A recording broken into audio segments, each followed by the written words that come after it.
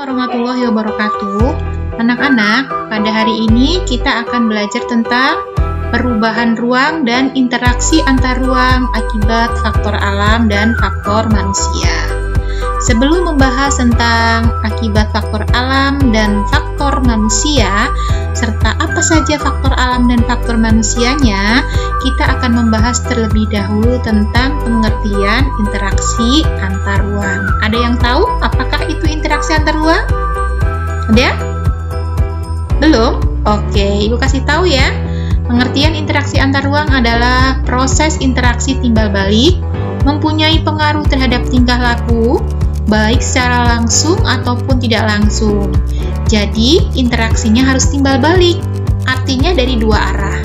Apabila kamu berbicara atau mengajak teman kamu berbicara, kemudian dia kurang menanggapi, maka tidak termasuk ke dalam interaksi antar ruang.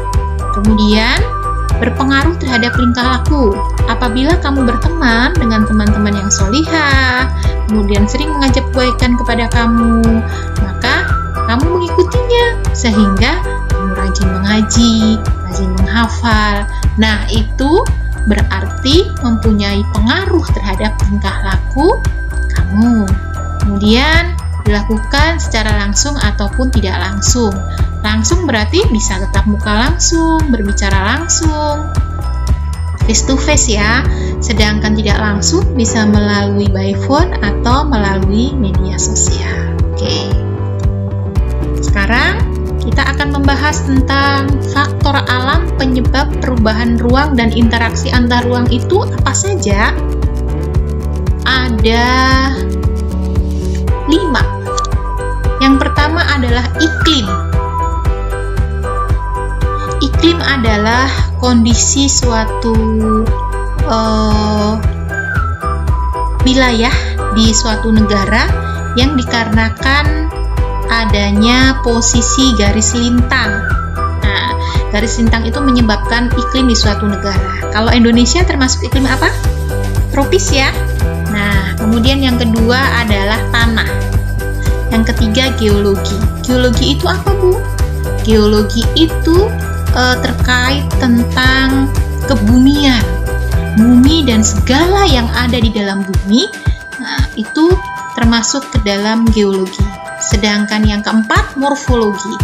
Morfologi itu berarti tentang batuan dan bentuk luar bumi, termasuk ke dalam morfologi. Yang kelima, faktor perubahan ruang dan interaksi antar ruang karena faktor alam. Yang kelima adalah flora dan fauna.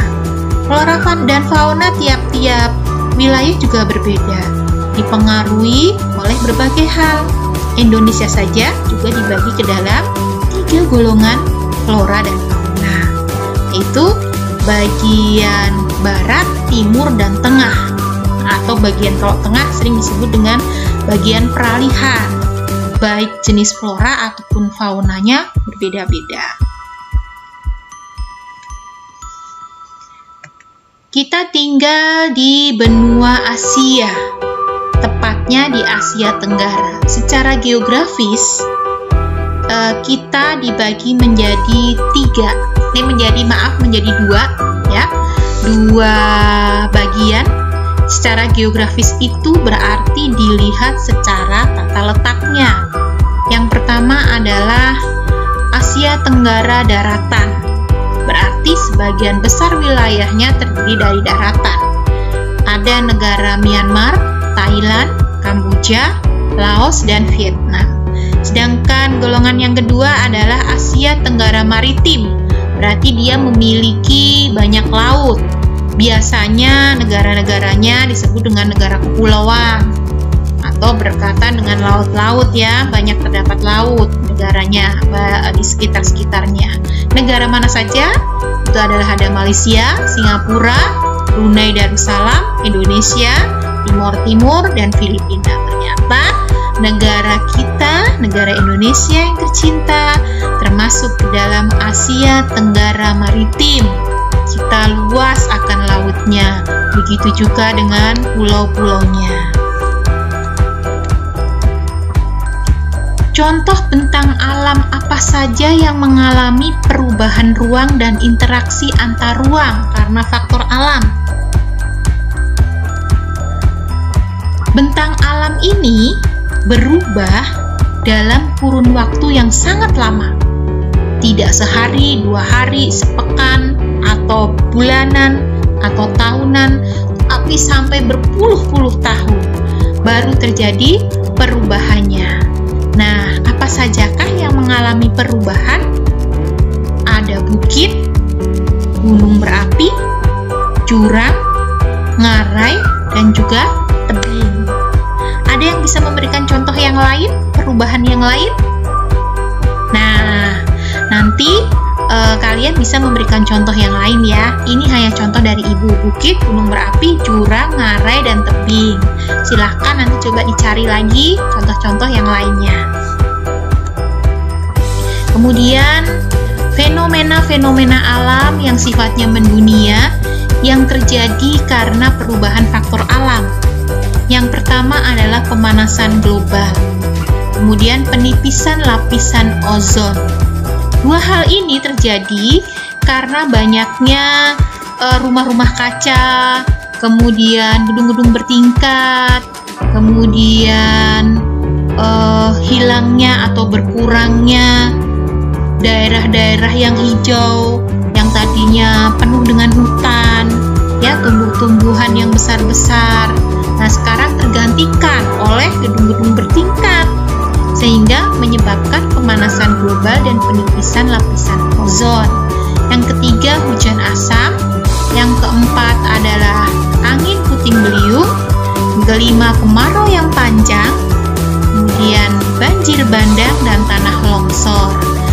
Ibu kasih contoh fenomena yang mendunianya ada 7 fenomena mendunia. Next. Setelah kita tadi membahas tentang faktor alam yang menyebabkan perubahan ruang dan interaksi antar ruang, ternyata manusia juga bisa menyebabkan perubahan ruang dan interaksi antar ruang. Apa sajakah itu? Nah, ada 3. Ya, yang pertama adalah perkembangan iptek. Jadi, semakin berkembangnya iptek, maka akan menyebabkan perubahan ruang dan interaksi antar ruang. Contoh, dulu kalau kita ingin tahu informasi satu sama lain, kita hanya mengirim surat lewat pos. Sekarang, setelah perkembangan iptek dan informasi ilmu pengetahuan dan teknologi, maka kita cukup kirim pesan lewat HP kita buka, lewat WA bisa, atau lewat media sosial yang lain, langsung sampai. Tidak harus menunggu dalam jangka waktu yang lama, menunggu surat itu sampai. Nah, ini karena perkembangan iptek. Alhamdulillah. Seperti juga sekarang, walaupun dalam keadaan pandemi, kita masih bisa belajar, masih bisa bertemu melalui pembelajaran daring atau online seperti ini. Walaupun tidak bisa bertemu secara fisik, tapi kalian masih bisa bertemu dengan ibu secara tatap muka online, bisa melihat ibu menjelaskan materi pada hari ini, dan ibu juga bisa bertemu dengan kalian seperti menggunakan Google Meet yang pernah kita lakukan ya. Kemudian yang kedua adalah kegiatan ekonomi dan politik. Kegiatan ekonomi dan politik juga akan menyebabkan perubahan ruang dan interaksi antar ruang. Dengan adanya kerjasama internasional antar negara ya di bidang ekonomi dan politik, maka akan menyebabkan perubahan. Yang tadinya hanya bergerak di satu wilayah bisa bergerak ke seluruh dunia, baik untuk melakukan perdagangan ataupun kerjasama yang lain. Yang ketiga adalah konversi lahan pertanian. Apa itu konversi lahan pertanian? Lahan yang tadinya digunakan untuk menanam padi, berkebun, atau menanam yang lain, ya, sekarang berubah fungsinya. Tidak untuk pertanian atau perkebunan, tapi digunakan misalkan untuk perumahan atau untuk membuat pasar atau dibangun mall, dibangun gedung-gedung bertingkat perkantoran, kemudian dibangun sekolah, rumah sakit, dan sebagainya, sehingga fungsinya berubah. Yang tadinya untuk lahan pertanian dipakai untuk yang lainnya. Nah, itu karena faktor manusia yang melakukannya, yang menggerakkannya, ya.